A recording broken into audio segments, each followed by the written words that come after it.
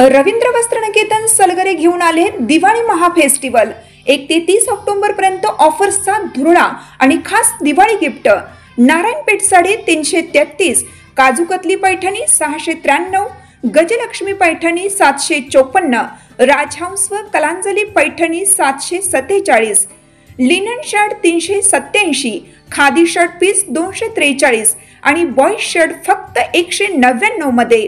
तर मग त्वरा करा, रवींद्र वस्त्रनिकेतन सलगरे आणि शाखा। प्रत्येक बातमीतील घटनेच्या वास्तविकतेची तुलना थेट पाहत रहा सांगली अपडेट।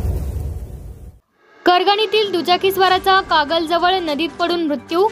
दूधगंगा नदीच्या पुलावर अज्ञात वाहनाची धडक।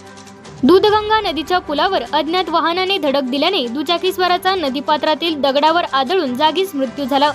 दादा ज्ञानू पाटील, वय वर्ष 37, राहणार करगणी, तालुका आटपाडी, जिल्हा सांगली असे मृत व्यक्तीचे नाव आहे। आदमापूर तालुका भुदरगड येथे संत बाळूमामाचे दर्शन घेऊन परतताना कागल ते निढोरी मार्गावर सिद्धनेरली येथे सोमवारी मध्यरात्रीच्या सुमारास हा अपघात झाला। दादा पाटील शेती व्यवसाय करीत होते।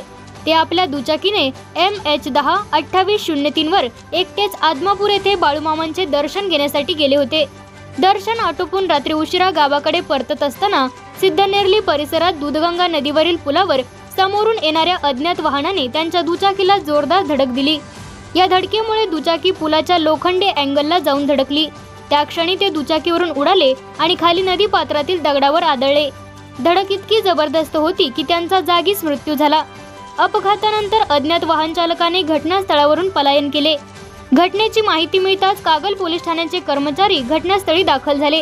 त्यांनी पंचनामा करून मृतदेह शवविच्छेदनासाठी ग्रामीण रुग्णालयात पाठविला। या प्रकरणी अज्ञात वाहन चालकाविरुद्ध गुन्हा दाखल करण्यात आला आहे।